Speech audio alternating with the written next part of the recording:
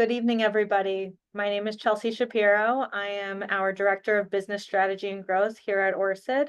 Very happy to welcome you all to our annual budget preparedness webinar hosted by our one and only Andre Kaplan, our CFO of Orsid. I'd like to toss it over to Andre to kick us off, and we're happy to have you all with us tonight.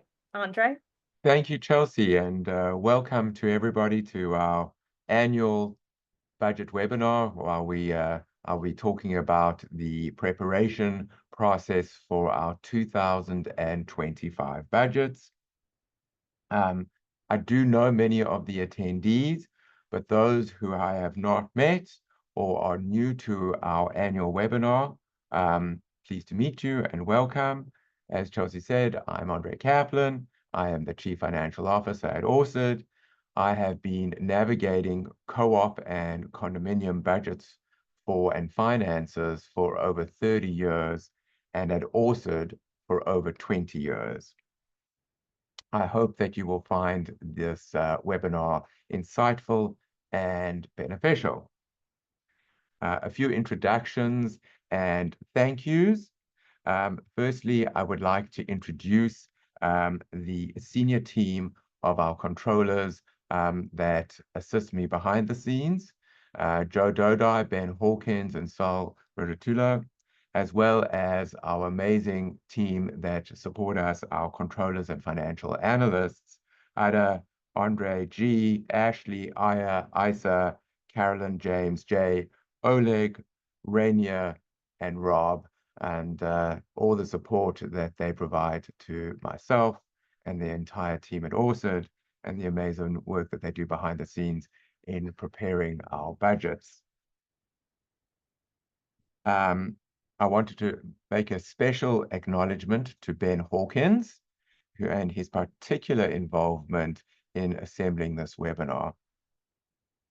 This presentation will be recorded, so you'll be able to, and a copy will be sent to you and for those who registered and out to boards, so that you can refer back to any information that I have shared with you tonight. And for those that were unable to attend, I hope this will be a good point of reference. Moving into our presentation, we're going to talk about the biggest pieces of the pie. For those that have attended in the past, some of the content of this webinar you will find repetitive from last year. And in reality is a lot of our expenses and the composition of these pie charts do not change from year to year. However, there is important content that drives these pieces of the pie, which I want to share with you tonight. So, so some of it is a repeat, but it just highlights, and it's a good refresher and helps us put into perspective what to anticipate when we do review the budgets, bearing in mind that we recognize that you are all board members and that you're facing the same challenges as your shareholders or owners. And we have to go and explain to them why and what is driving costs in the buildings. And so we feel for you. And so we thought it's helpful to take a deep breath and try and look at things. Doesn't make it easier to digest some of these cost adjustments, but to take a deep breath and just try and put it in perspective. So let's talk about, we're going to start off with talking about the general composition of a co-op and what makes up that operating expenses. And then we're going to move into a condominium, which is similar without the real estate taxes. So we look at the big pieces of the pie and a typical composition of a co-op in terms of expenses. Your payroll, your taxes are at 50%. So half of your operating budget is real estate taxes, of which we have virtually no control over. Number two is your payroll, which is 27% on average, which is mainly driven by the union contract. And if it's not driven by the reunion contract, there's generally could be the prevailing wage, which could impact your building, which I'm going to explain and talk about a little bit further in my presentation. But generally, you cannot run a building without staff. And then you have utilities, which is 7%. We recognize we can't have a building without electricity, running water, gas, and things like that. Most co-ops, most of them, Not all, but most, 99% of co-ops have an underlying mortgage, and debt service averages around 6%. The next piece is insurance and professional fees, which is 6%. And this piece of the pie, unfortunately, has grown substantially in the last 2 years, and we will talk about that. And we spoke about it last year in the budget webinar, and many of us had to address this in our 2024 budgets, and we'll talk a little bit further into the presentation about that. And repair supplies and other is 4%. So if you look at the whole total composition, 95% of the operating expenses we have absolutely no control over. With that, we're going to move to the typical condominium budget composition, which is really removing the real estate tax portion. And so payroll goes to 57% of your budget. Utilities are 18%, insurance makes up 13%, and 12% for repair supplies and other.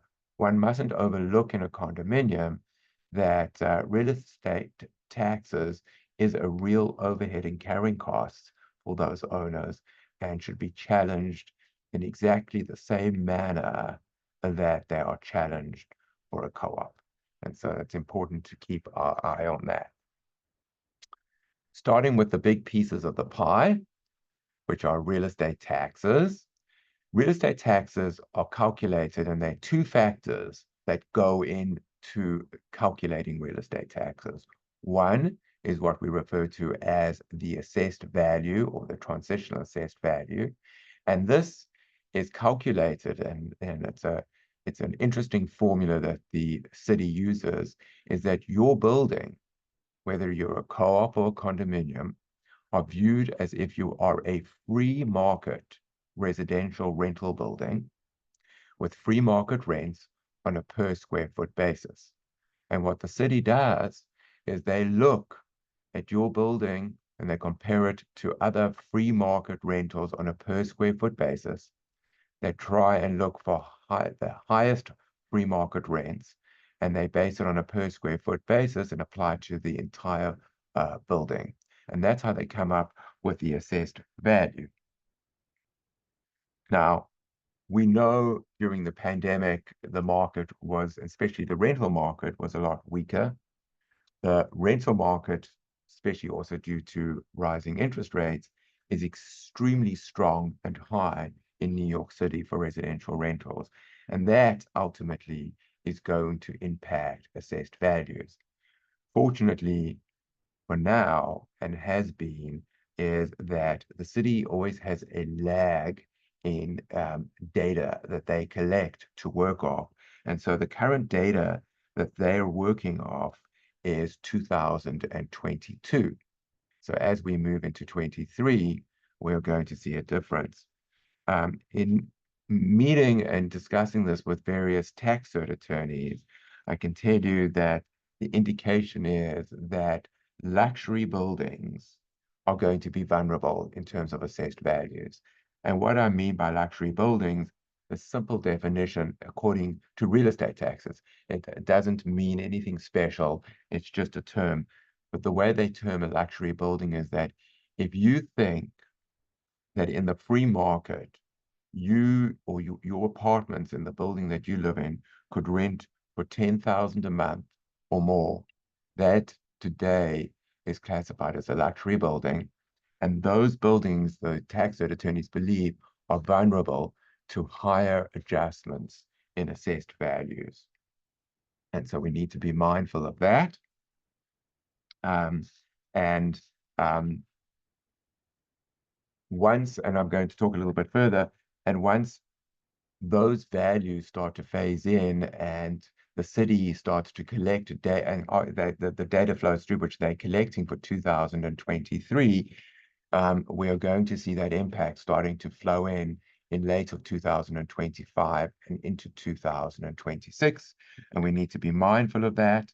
And the way that they collect this data is that we are required to file a real property income and expense, an RPIE, annually. which details income and expenses for the building, and landlords have to do the same. And this is added with commercial space, which I'm going to talk about separately in terms of real estate taxes. So if your building has commercial space, I'm going to tell you how that might drive the assessed value a little differently. But for this, at the moment, I'm just talking about purely residential co-op and condominium buildings. So that's the one factor. On the good news is that the co-op tax abatement was renewed in 2023, and that program will run through to 2027. And so that is a 17.5% reduction, where most buildings recapture that, and that keeps buildings maintenance at, well, it's all relative, but at a reasonable level. Otherwise, those maintenance increases or adjustments would be a lot higher. Just to finish off and sort of recap and explain where we believe the impact will really be on assessed values. And then I'm going to move into the second component of real estate taxes, which is the tax rate. Is we've spoken about the rental market and how the basis of the calculation of the assessed value in 2021-22, and you can see where I've highlighted it in blue on this little table on the right-hand side, you can see that on average, due to the pandemic, the city basically gave a real estate tax holiday, and they, on average, across the board, every co-op and condominium saw a reduction on their assessed value on an average of 10 to 11%. And that was imposed across the entire city. The real the RPI effect, which is them collecting the data, and then we're going to talk about the grievances that are available to us in terms of these assessed values. So every March of every year, with your tax cert attorney, we file a grievance against the current year appeal, and they look at data. They compare your data on a per square foot basis to other buildings in your neighborhood to base an argument before the tax commission to reduce that assessed value. They might not have a decision, so every October, if there's still a year that's open, and sometimes there are multiple years where you have not received an offer, and sometimes there's no offer of reduction, they file a petition to keep those years that have not closed in terms of any offers or open grievances open so that they continue until you receive a settlement. In terms of the 5-year rolling average, which we spoke about, and I'm just going to go back a slide, which is the transitional assessed value, and going back, very, very, very important to note, and this is absolutely key. It's a 5-year rolling average. So they take the average of the last 5 years of assessments, and it's a phase in. So as lower assessed values phase out and higher phase in, you're always going to have a higher average, and that higher average might be a bigger jump than the year before when you have a big low year start to fall off. And you can see that going into 2025 budget preparation, you can see we're right on the cusp where that low year where we got that tax holiday, that low year assessment amount is going to fall off the 5-year assessment. And the city has a fiscal year of July 1 to June 30th.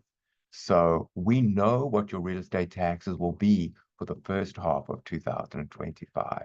What we don't know is what your real estate taxes will be for the second half of 2025. Your building is on a calendar year. So we need to project, it will be based on a projection of what we will see for the second half of 2025 in terms of assessed values. So we can do the calculation in terms of the 5-year average, but then we don't know what the current year, what the increase has been. We normally use an average, which we've seen in historical data of 5% in terms of assessed values. Let's pause here in terms of assessed values, and we're going to go back to the second portion, so we spoke about the tax rate. If we go to the tax rate, you can see that it's was increased last year, and so for the 24 budgets, which we spoke about, by 2% on average. And we hadn't seen, and you can see the whole history going back 11 years, we had not seen an increase in the tax rate in the past 11 years. And so we've seen that tax rate increase. What we're concerned about is that while they're not anticipating an actual increase in the residential property tax rate for 2025, it's a function of city funding, and they need to balance their budget, and it's backing into their budget. There are 4 different classes of shares. So there's a residential class and there's a commercial class.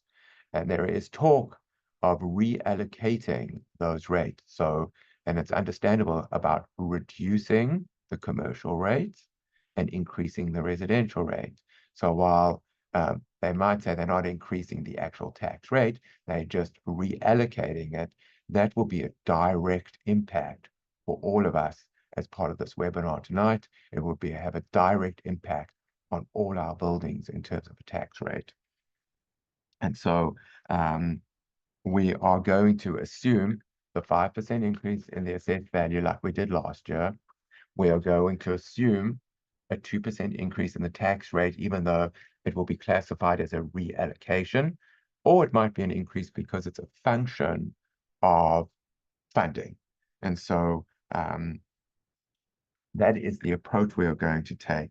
I think we are also proud to say that mid-year, every year, and you would hear from your account executive, we do an analysis of every building, what we projected the assessed value to be and what the tax rate was came in at. And we match it up to your budget. So if there's any variance that is going to happen, we're going to let you know mid-year. And we're happy to report that we used the exact same methodology in 2024. There was a very, very small pool of buildings out of 240 buildings that had a negative variance against the budget. And those buildings that had the negative variance, those assessed values were an anomaly of well over the 5% assessed value factor that drove those real estate taxes. I'm just checking my notes to make sure that I haven't missed sharing any other important information.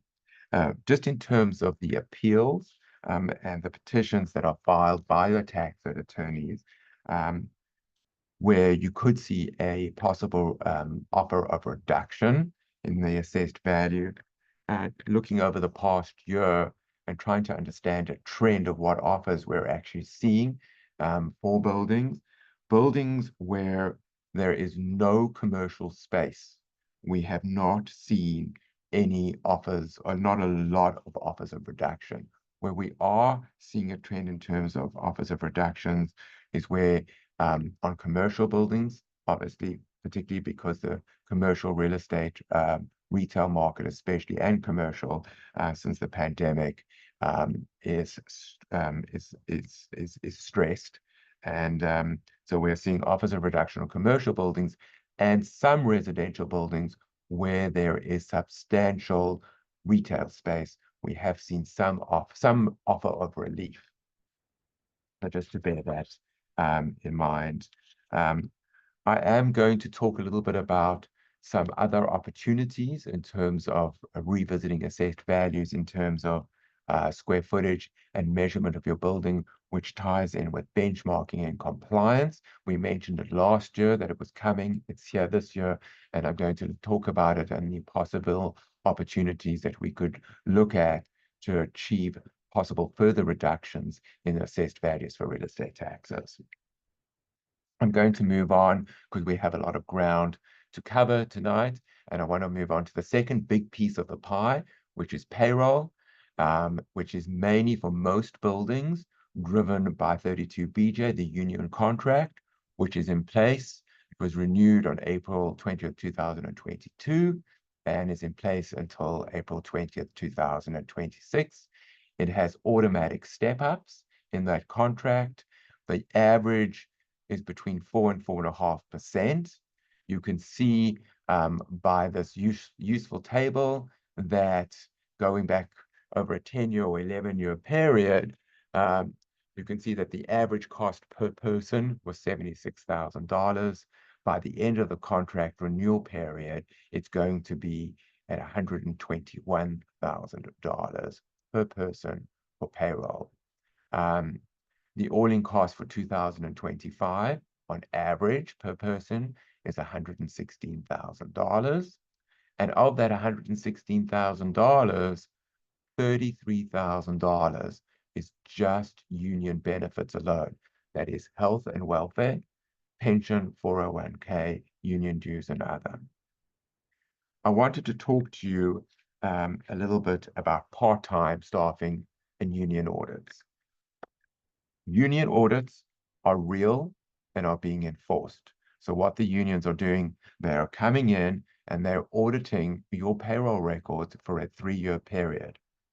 And they are looking to make sure that any staff that was employed, whether they were a temporary, part-time, summer relief, did anybody comply with requirements they were classified as part-time, full-time, that they would qualify for benefits. And what does this mean? This means that any staff member that works more than 16 hours a week or consistently is classified and eligible for union benefits, irrespective if they might work in another building where they are part of the union.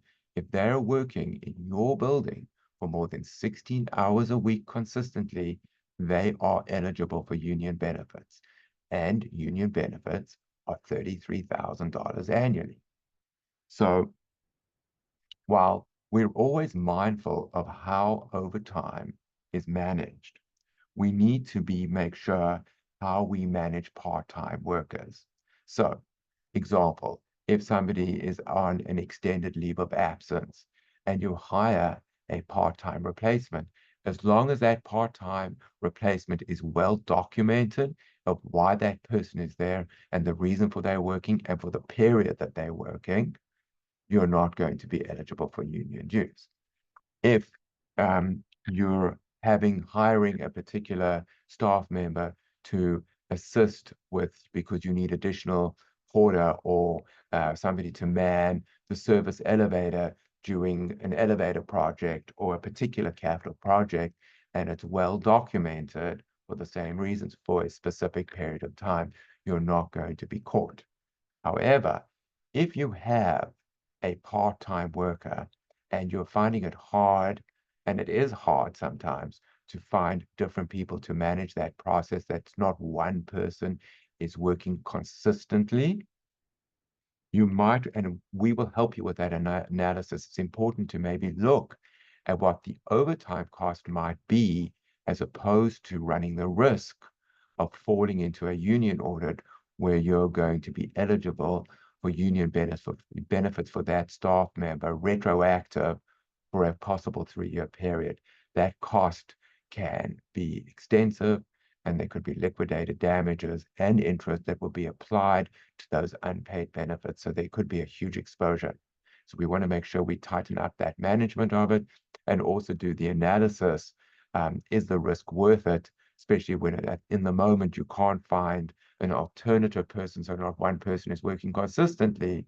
So it's something that we need to be mindful. And obviously, that doesn't want to ignore that we still want to look at how we handle summer relief as opposed to overtime. And, do we need a full-time porter shift on a weekend? Could we possibly halve that, eliminate that, or things like that? So obviously, we still want to look at savings in terms of payroll where we can, although it's mainly driven by the union contract. The next important piece of the payroll is the prevailing wage. And we spoke about this, and the real phase-in was last year. This came about starting in 2023, and we've spoken about in 22. And I just want to recap on this because it is important. So both of this applies to both condominiums and co-op. So we spoke in real estate taxes where the co-op tax abatement, which is approximately 17.5% on a unit ratio, where you get that tax abatement, and it's been renewed through 2027. So any building that if you had to take the total units, you divide it by the assessed value, which we spoke about, that the city applies as a value, is over $60,000, or under 30 units is over $100,000. The prevailing wage applies to your building. And this mainly impacts non-union buildings, but it also impacts buildings where you do have union employees. However, you might use a security guard service, or it could even apply should you have an in-house garage with garage staff or garage workers that work in the building, and you outsource that to a particular vendor, that you would need to comply with the prevailing wage. And the required compensation, which is set to equate to the 32 BJ hourly wage, including benefits, and it is set by the New York City's Comptroller's Office, is now at $46 an hour. And you can see where we saw the average sample wage was $17 an hour in 2017, 5% annual increases. You can see how in 22 and in 23, how those major step ups have impacted buildings.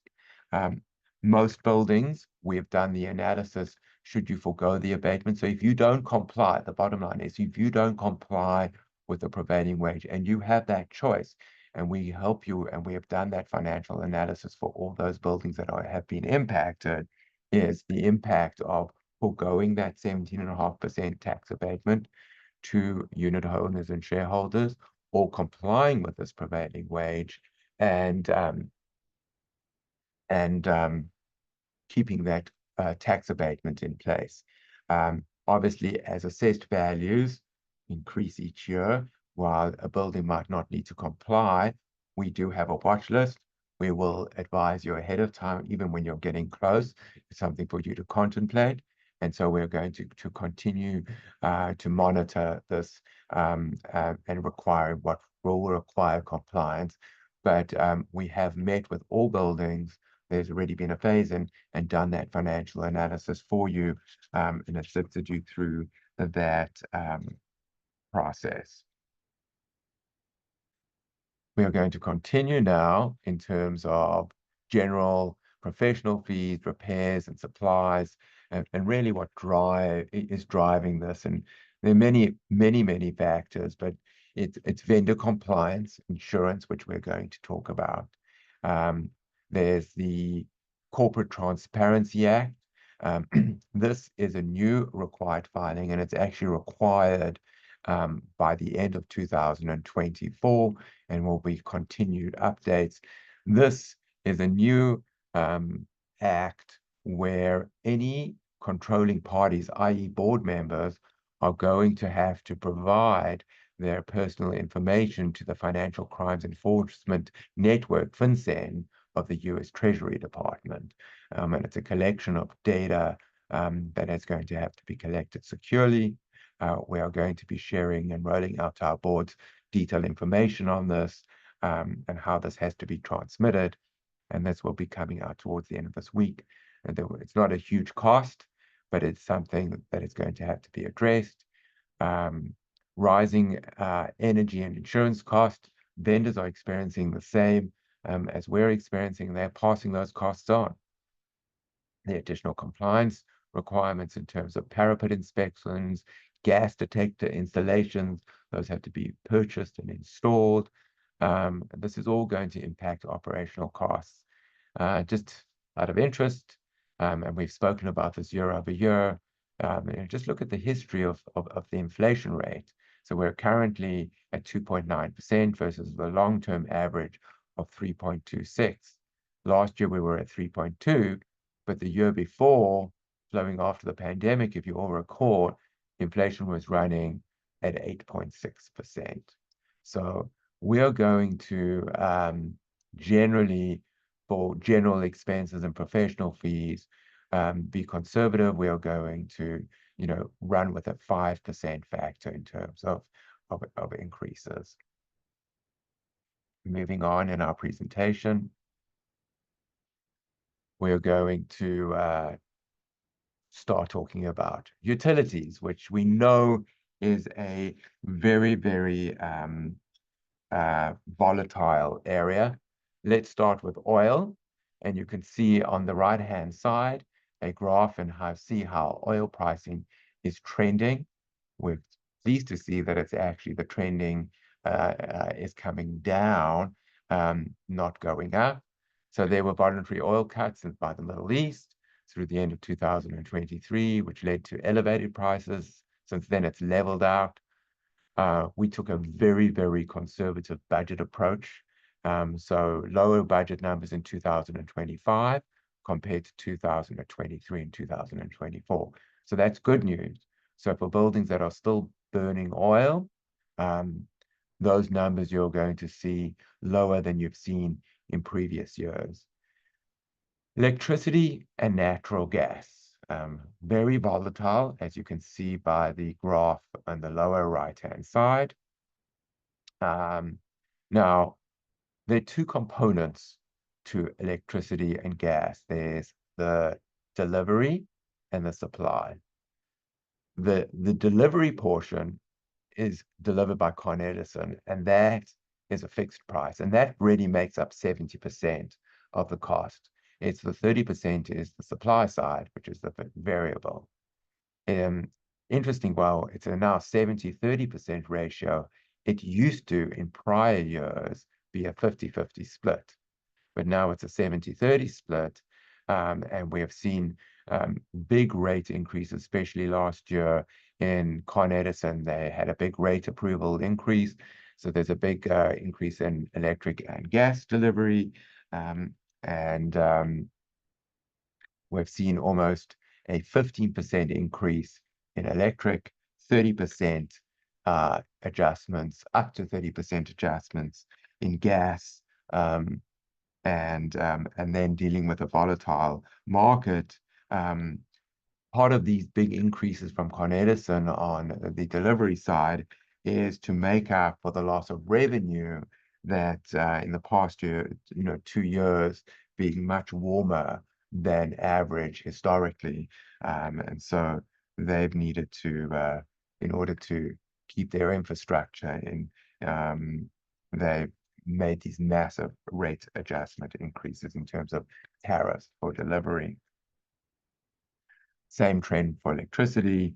And so the bottom line is that, we will continue to treat this conservatively, as this is very, volatile market. But gas costs are down from the peak from 23, and we will continue to look at 10% increases. We also, everybody asked, should we hedge in terms of price options? It does give you budget certainty. However, is it right for your buildings? There are options available. We generally have not seen where buildings have hedged that they've come out ahead. But the cost to lock prices for oil is approximately 10% of the daily spot price. Natural gas currently, if you need to lock, would be 40% over the spot price for the winter strip, and electricity, 100% of the spot price for the 24-25 winter strip. So locking in prices comes at quite an additional expense. So speculation should be carefully considered. Orsid Energy recommends, in conjunction with Aurora, that bidding out only the ESCO basis portion over the index on the supply side, going out 12 and 24 months, and ensure that, we are working with competitive market price for this portion of the gas and electric. Bearing in mind, remembering that this is only 30% of the actual cost of this category.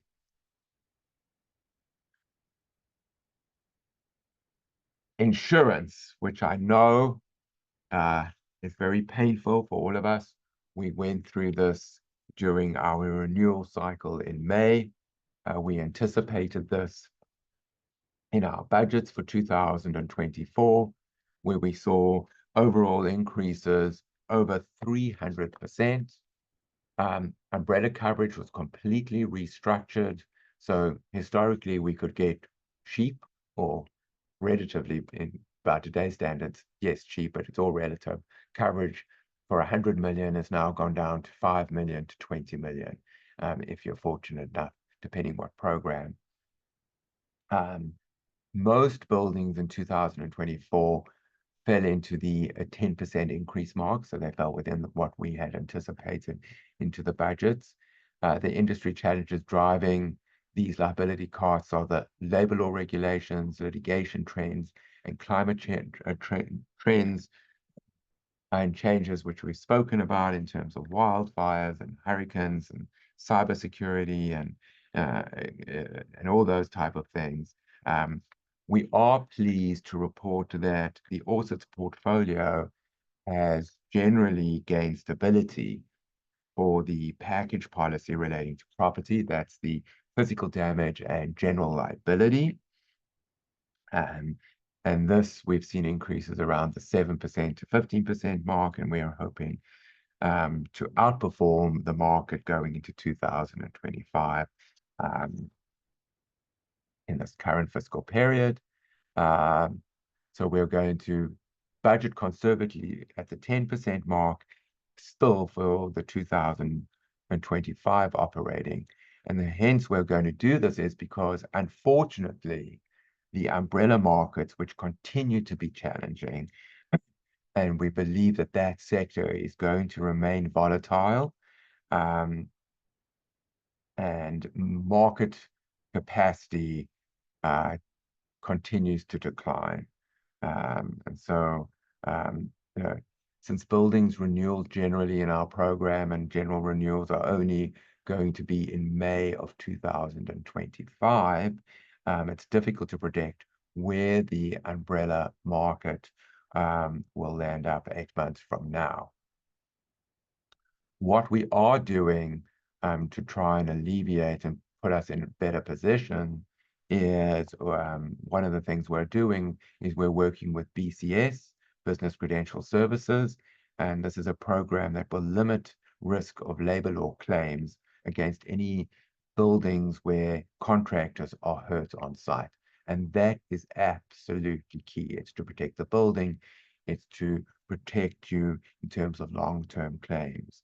You know, buildings obviously are being carefully scrutinized in terms of loss runs, claims histories, and that is also going to ultimately impact the total insurance premium. So again, we're going to be conservative. The umbrella market is going to be vulnerable, and we're still looking at projecting 10% increases in this particular area. The 23 to 24, just to put it in perspective, while it might be high, the major big adjustments in insurance have been made, and especially the big impact on maintenance or common charge increases, which were driven by insurance in the beginning of 24.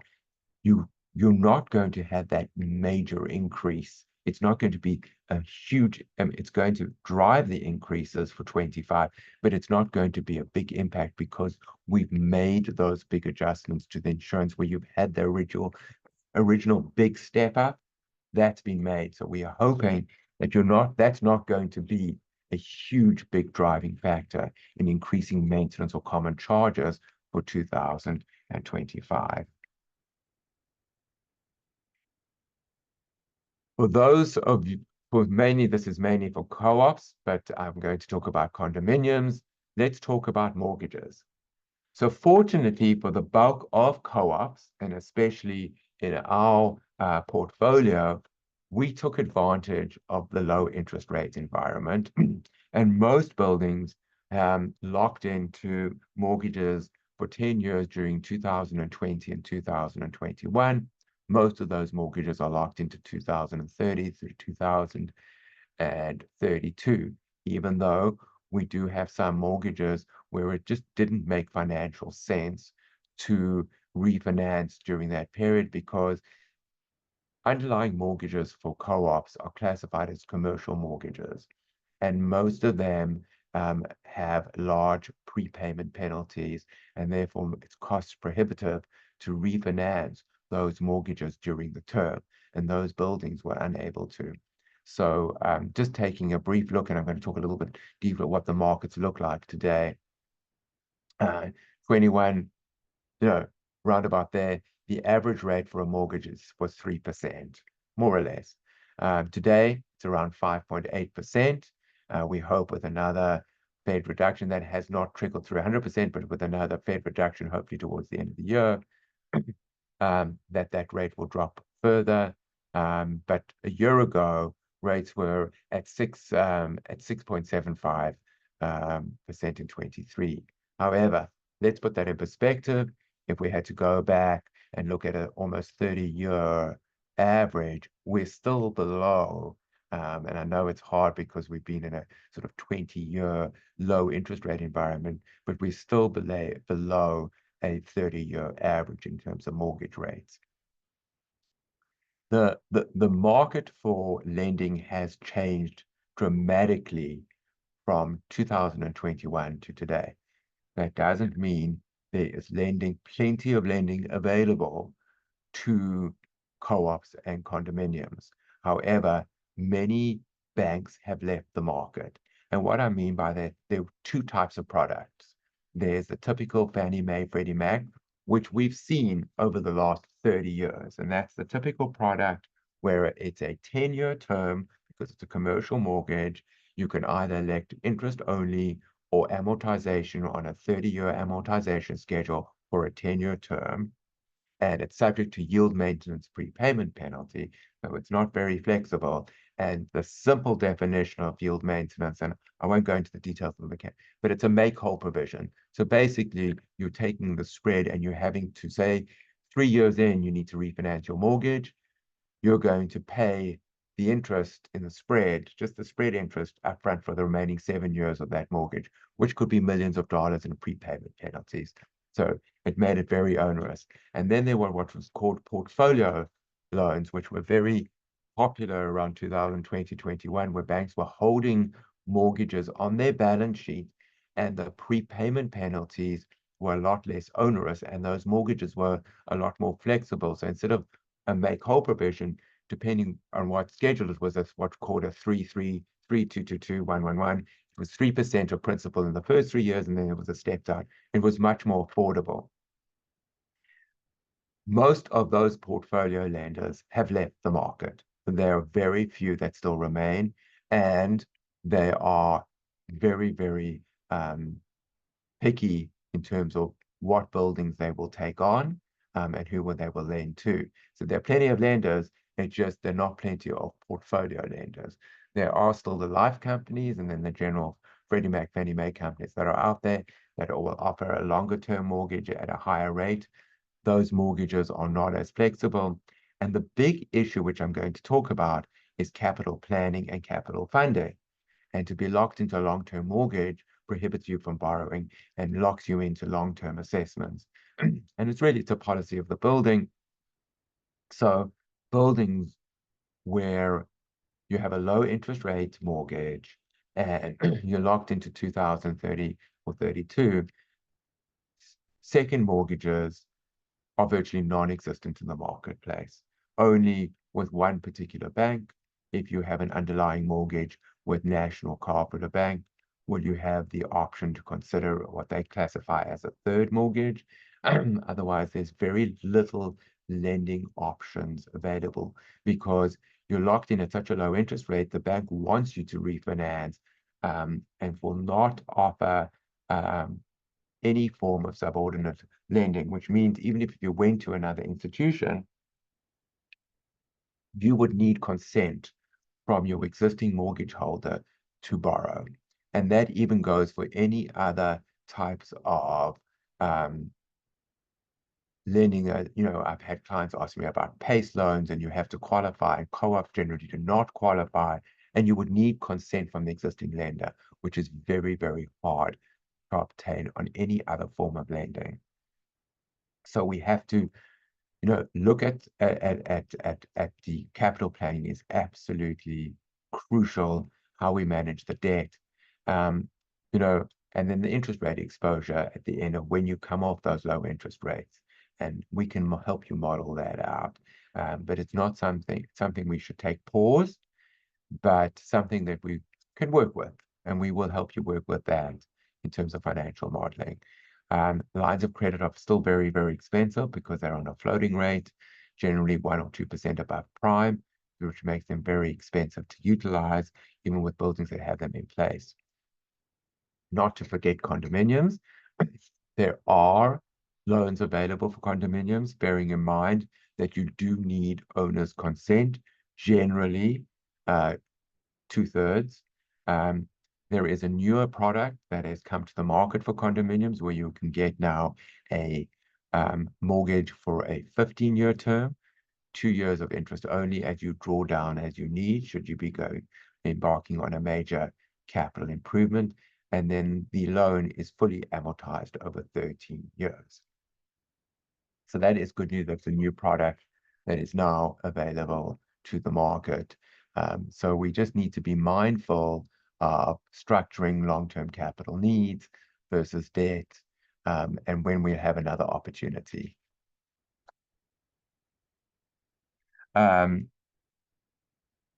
Let's move on to, I just want to check that I just didn't miss any things that I wanted to state. No. So just in terms of reserve funds, while a lot of buildings did pull out of additional cash, maximize your reserves. You need to be conservative. So options are CDs and treasury bills, whichever is performing better. Insured money market accounts, and just bear in mind what is insured and what's not insured, and we can help guide you with that. Laddering to balance maximize returns, high yield sweep account products, and we're just sharing with you the rates as of yesterday of what you could achieve in the marketplace for CD rates that are out there. Obviously, they've dropped just since the Fed's dropped, but still a return that we don't want to. And we look closely at your reserve account, trying to maximize what we can in terms of your investments. In terms of income. So let's move on.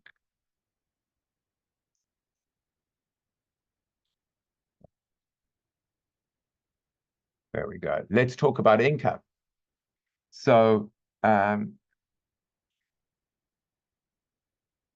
we spoke about we have very little control over operating costs. And so we spoke about that, and that's driving your maintenance, and that's going to drive your common charges in terms of condominium. To alleviate it's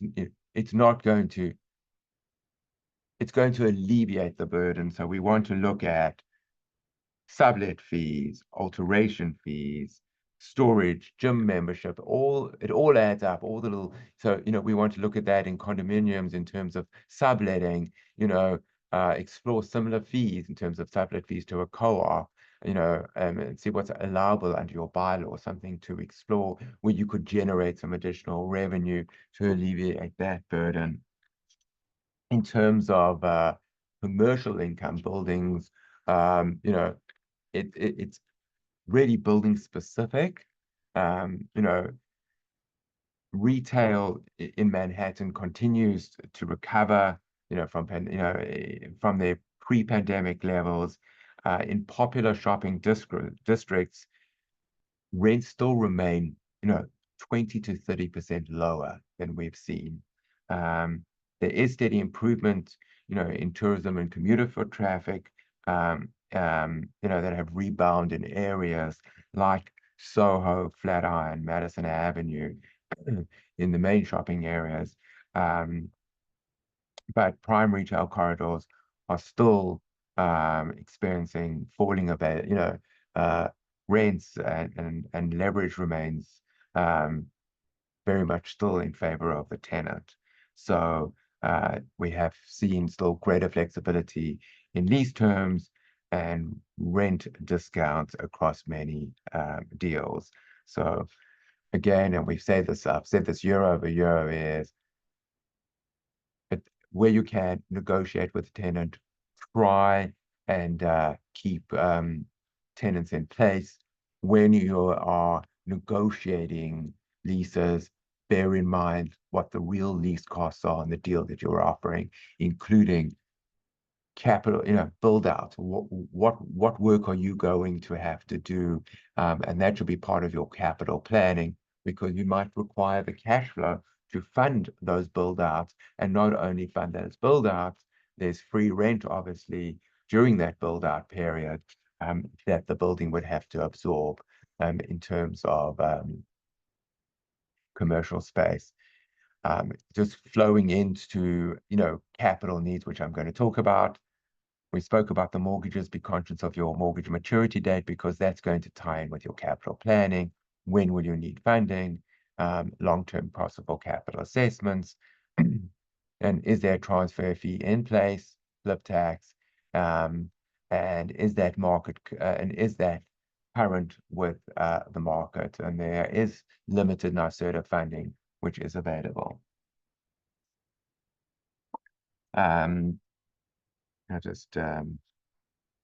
Okay. Let's talk about capital planning. This is probably the most, and you've all heard me say this, I'm sure everybody, and I'm like a broken record. This is probably the most crucial aspect of your building's management and financial planning, and is the most onerous. And I've spoken about it. There are three components to capital planning. There's the compliance, which I'm going to spend some time talking about. There's the infrastructure component, which is your elevators, roof, heating plant, and the compliance, which is climate mobilization, local law 11, which is now FISP, facade, and all those type of. And then there's the wish list, which is important, as I call it, important for value in terms of lobby refresh, hallway refresh. And that's why it's so important that we have a capital plan that goes out 1 year, 5 years, and 10 years. Not only do we need to understand and we put in placeholders what we need to achieve over a 10-year period, but it's important on how we structure the debt, how we structure carrying costs for our communities in terms of our owners or shareholders, and how we structure that. And when we do come to refinancing that mortgage, how much money are we going to need?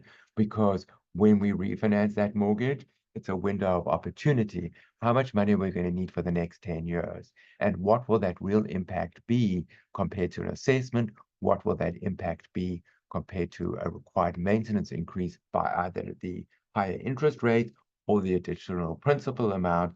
And how will that impact compared to your neighbors in terms of value, that you're not have the highest maintenance or the highest common charges on the block?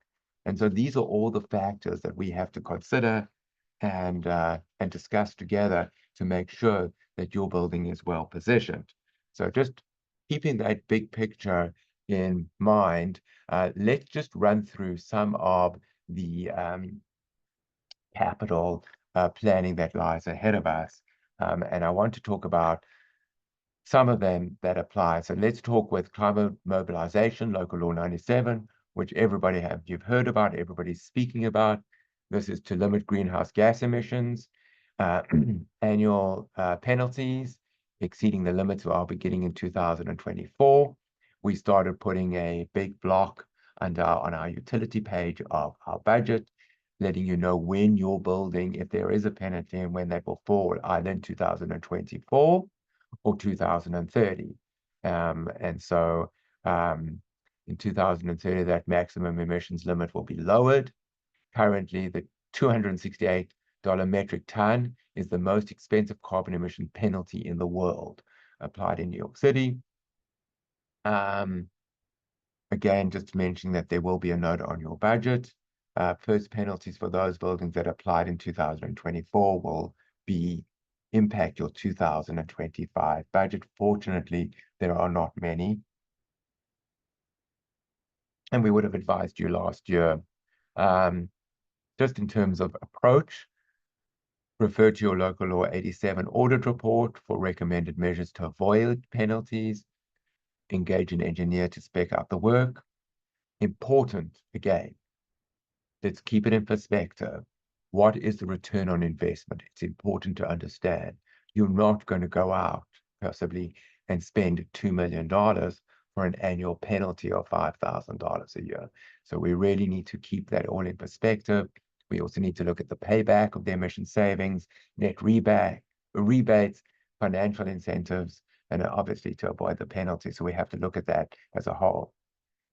We're still awaiting rules for cogeneration systems, carbon offsets, hardship filings, and items like that. There are going to be new benchmarking requirements that are required. So we spoke about this, and this is where I want to talk about where this year's benchmarking requirement is that the building needs to be measured. And we need to file this as part of the benchmarking as the building needs to be measured. We need to file the uses of those areas of space. And obviously, we're looking for the biggest footprint. We want to look for the most square footage. We want to utilize this, and this ties back, if you recall, I said I wanted to come back to this in terms of real estate taxes, because real estate taxes are an assessed value, and I'm just deviating from the Climate Mobilization Act for a minute back to real estate taxes, because we want to kill two birds with one stone here, as it were, is that when we do this benchmarking this year, we want to possibly take advantage of having the building measured and having it measured both ways, the smallest footprint and the biggest footprint. And we want to compare it to the data that the Department of Finance, the city, has in terms of how much square footage they're actually billing you on an assessed value for real estate taxes, because there will give you another bite of the apple to see if we can achieve a further reduction in real estate taxes. Are they overbilling you? Is the data that they have on file in terms of the total square footage of your building correct? Or are they overbilling you? So we can use that to our advantage. So you're paying to have the building measured. Let's do it at the same time so you don't have to pay for it twice, and see if there is an opportunity to reduce your real estate taxes at the same time.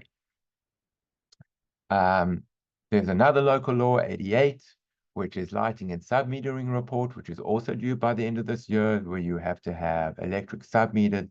This really relates to buildings where they have commercial space of over 5,000 square feet. And again, with the whole of local law 97, just bear in mind, we need to proceed with caution as the requirements are still evolving.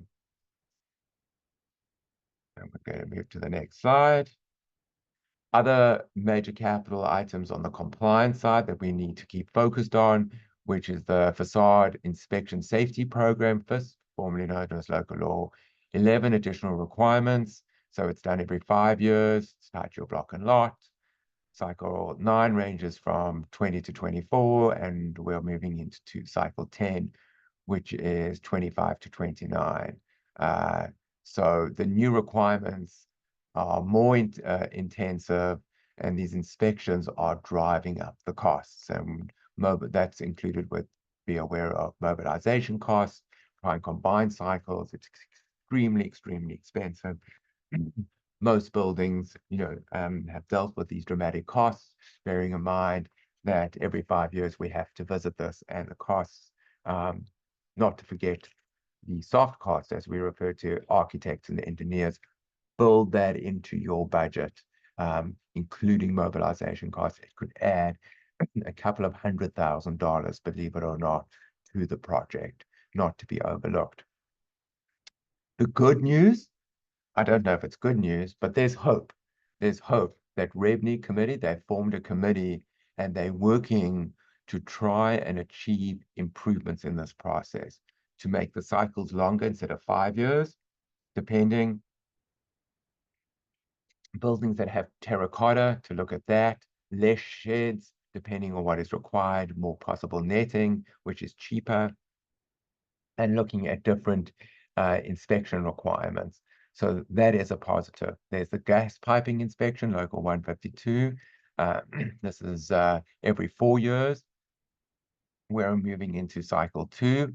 And this is always an exposure, because if you have a gas leak and you have to restore, this could be a huge expense to the building. And so that is possible exposure. There's the parking garage safety inspections. And so the first, which is cycle 1, is every 6 years. And then beginning with cycle 2, that's going to be required every 4 years. And then with cycle 1, there's going to be an annual checklist. So if your building has a garage, this is going to be another impacting factor. Other requirements, so just continuing in terms of the parking garage safety. We're going to talk about another compliance factor, which is the XRF testing, which is now all common areas are going to have a fluorescent lead paint contaminants testing that is going to have to be required in all common areas by 2025. And if any positive findings, there's going to be remediation. So as you can see, there's just more and more compliance that is coming down the line that we're going to have to comply with, that adds to the driving costs of capital needs, which either is going to require debt funding or assessments. And we want to plan long term, that we understand what these real needs are, and that is absolutely key. So we have a map. Let's not forget that we need to maintain the value of the building. So, just if you own your own home, a roof, things have to be replaced as infrastructure ages, boiler, roof, elevators, and then amenities, value, halls, hallways, lobbies, fitness centers, all those have to be maintained and upgraded at a point. And we need to build this all into the long-term factors. A lot to digest. So I want to just recap on our checklist in terms of where we're at. Real estate taxes, biggest piece of the pie. Even in a condominium, just bear its owners carrying costs. It's a function of assessed values. We've spoken a lot about this. 5 to 7% an increase. Payroll, generally 4 to 4.5%. Be aware of the prevailing wage and the watch list that if you're building that hasn't had to comply, that might be coming down the line. Otherwise, most buildings we have addressed. In fact, all buildings we have addressed. Insurance markets, we've dealt with the big jump, but it's still volatile. And so year over year, we're still possibly going to see a 10% increase. Utilities, macro influences causing over increases. We're going to continue to be conservative at the 10% mark. All these factors drive professional fees, repairs and maintenance and supplies. So general inflation, even though it's at 3%, considering all these other factors, we're going to go with a 5% factor. And then, mortgages, something just to bear in mind, debt service and assessments as we assemble these budgets in terms of capital planning. And then just in terms of the capital checklist, facade, gas piping, Climate Mobilization Act, garage inspection and repairs. There's going to be gas detector installations, which is also required this year, which is an additional cost to the buildings. That's local law 157.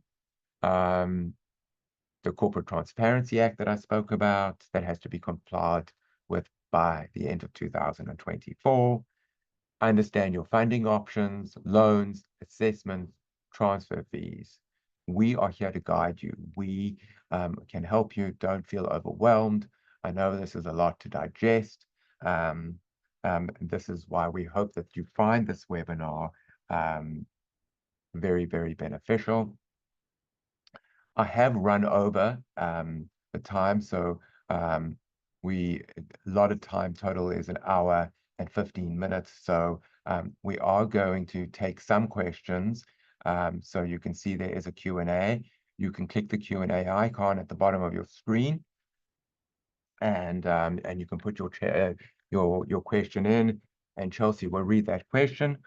Hopefully, I will be able to answer that question.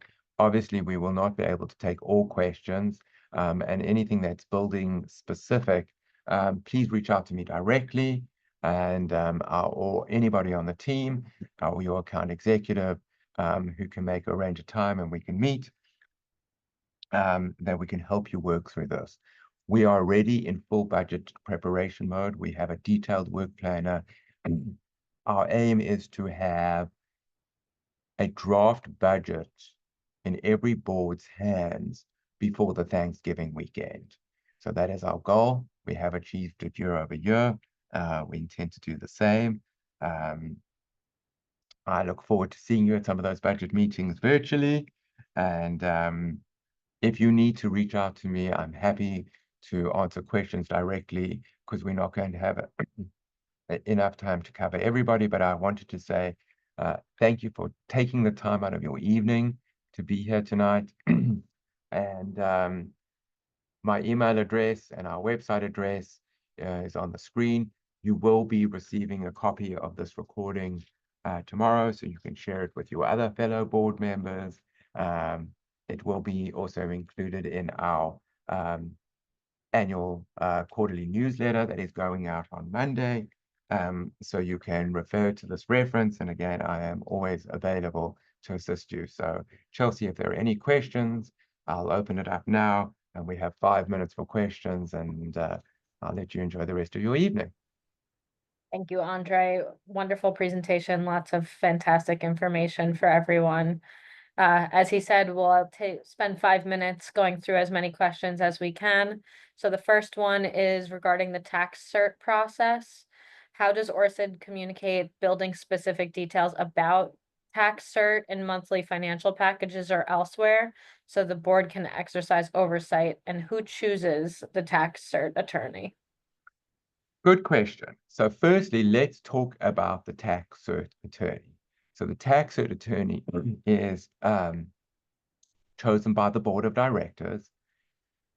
In most cases, you've inherited the tax cert attorney over time.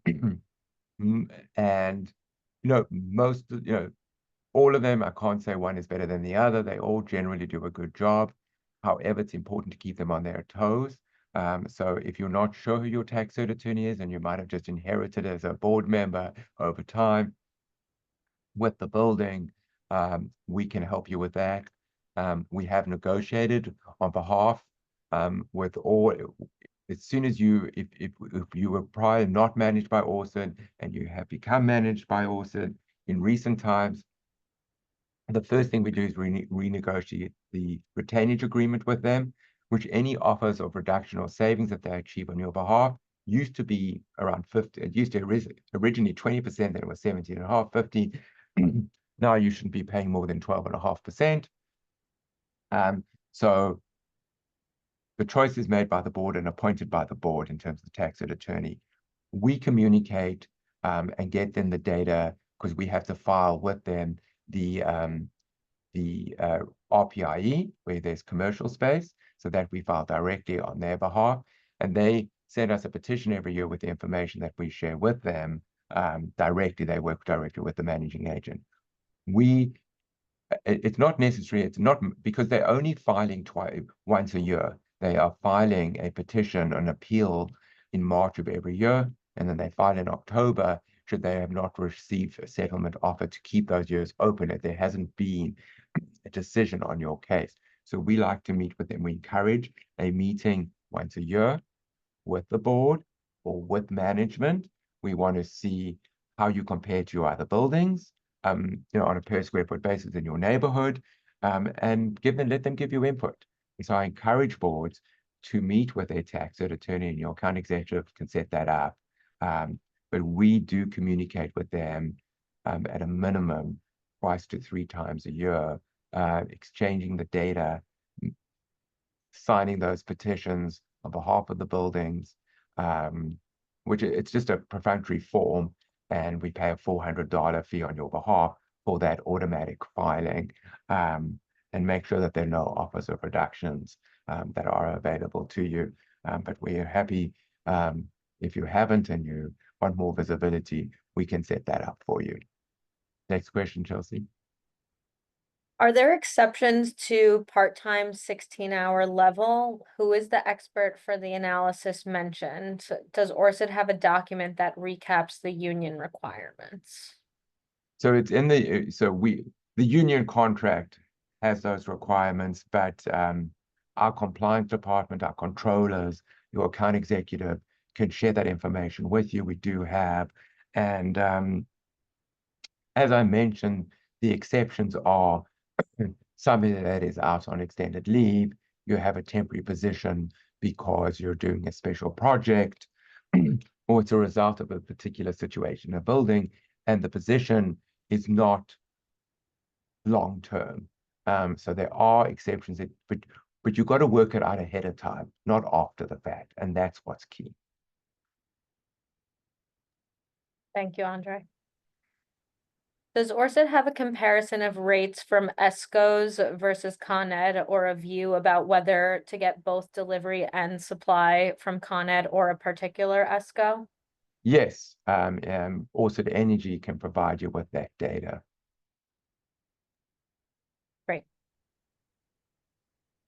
Transfer fees, what are the advantages or disadvantage of a transfer fee?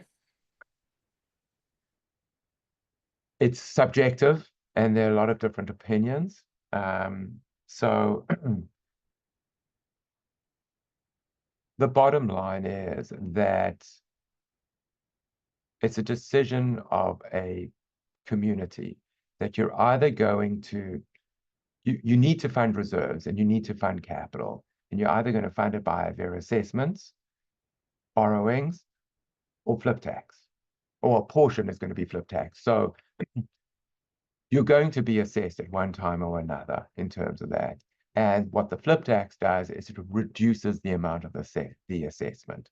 And if your building is trying to make a decision, it's really a decision of the owners if they're going to pay the assessment now, or they're going to pay the assessment on exit.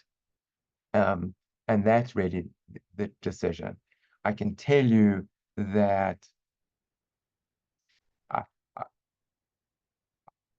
in today's market, I don't think there is a disadvantage, although a lot of people will disagree with me, of a flip tax or a transfer fee.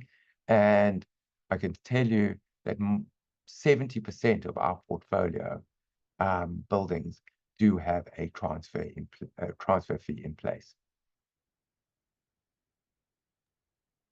All right, the time is now 6:45. We want to be respectful of everyone's evenings and not go too much over. So we appreciate you all submitting your questions. We have a record of these questions and we will be able to get back to you on all of them. As Andre said, he's also available, and your account executive is also available to answer these questions for you. A recording of the webinar will be sent to you tomorrow. And again, we thank you so much for coming tonight, and we're happy to always work with you and partner with you every day. Thank you, everybody. And I look forward to, you might not want to hear from me with all the news that I've shared with you tonight, but I look forward to working with all of you. I am available. Just please reach out. My team and myself, we will get back to you, and don't panic. We are here. It's a step-by-step process. We're here to help you, guide you. That's what we're here for. Thank you, everybody. Thank you. Have a great night. Goodbye. Thanks. Bye.